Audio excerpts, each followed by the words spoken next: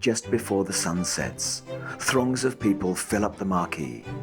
As a congregation, they await for the azan call to be made.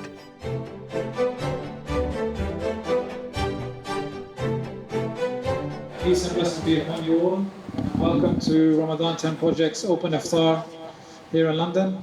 The spirit that we have here at the tent in our respective communities across this marvelous city and also the country. Every evening we have the call to prayer, the azan, or the adhan made.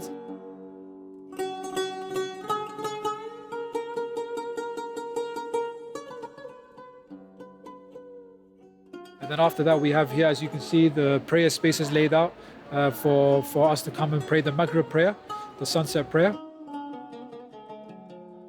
After the azan call has been made, this makeshift community tent turns into a holy space where Muslims from all walks of life gather together to break their fast, bringing to the fore a strong sense of community spirit.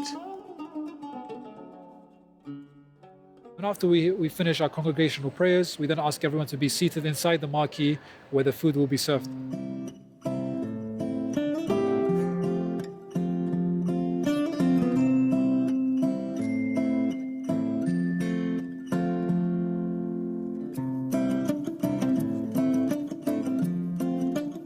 We have a very, very good team spirit and feel-good factor about inviting people of all walks of life to come and break fast with us.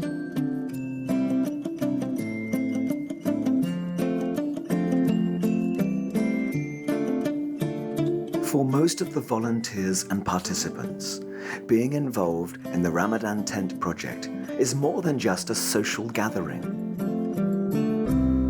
We're just all breaking fast together communally, and it's been a fantastic experience year in and year out. One important lesson in fasting is to remember those less fortunate than us. We go fasting for 19 hours almost here in London, and it's a good way to remember that we're quite hungry when you have no food or no water, not even water to have. Then you remember that there are some people around the globe who have no water or food for weeks, let alone 19 hours a day.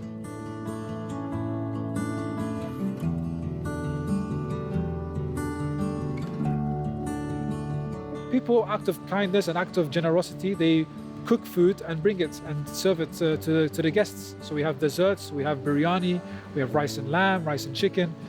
So we have a mixture of different foods coming together. I remember we actually had some food from Indonesia as well, coming to give us some food. So we have foods from all over the globe.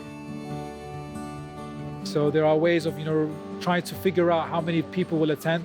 So the amount of food parcels. So sometimes we have fewer food parcels and more people. And therefore, on that sort of evening, we ask people to share a food parcel. And that's a good way because it reminds us of the spirit of Ramadan as well at the end of the day.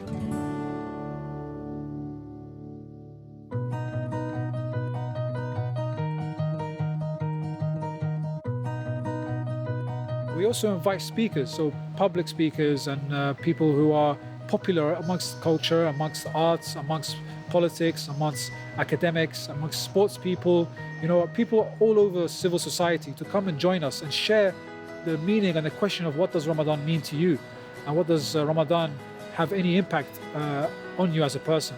And also the idea that it's very, very important that we should celebrate diversity, celebrate the beautiful different experiences we share and the different professions that we have, and celebrating the idea of interfaith dialogue as well. One key support we do get is from this University of London Senate House, who have very kindly provided us the space here to use free of charge. And it's actually a very fitting relationship because they have always asked us to come back and actually use the space again and again because we've looked after the garden so very well.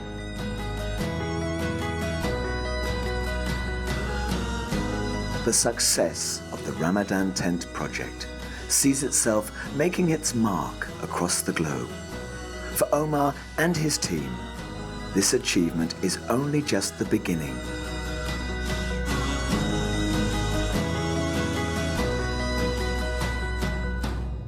We are now slowly becoming larger and bigger, and we have a sizable community, we have a sizable membership of volunteers, and we are actually now looking to grow into other projects and other initiatives.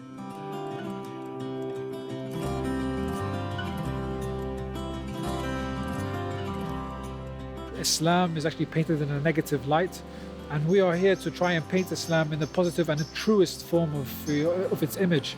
And I think, you know, the willingness and the motivation to go ahead every day and be what you are, you know, actually is complementary to the project itself. You know, we're all trying to strive in this world. We are all striving to be better human beings.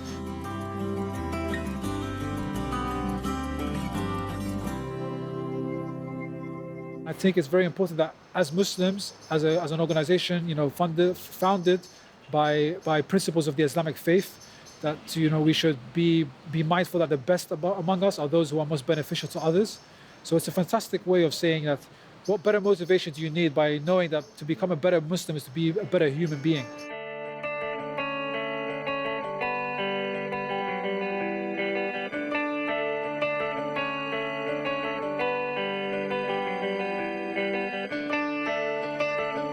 I think there's an air of Islamophobia, and I talk to a lot of people about Islamophobia, and my friends and work colleagues who are non-Muslims, and they ask the question, what is Islamophobia?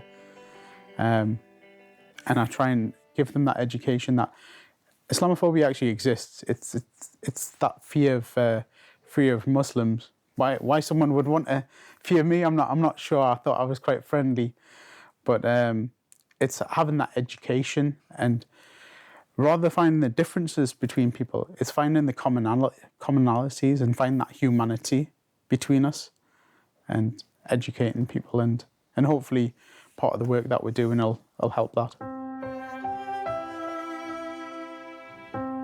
We're not only citizens, and we're not only here to be accepted as such, but we should talk much more beyond that, and we should be looking at how we are contributing to society and how we are recognized, you know, as us human beings and of our faith.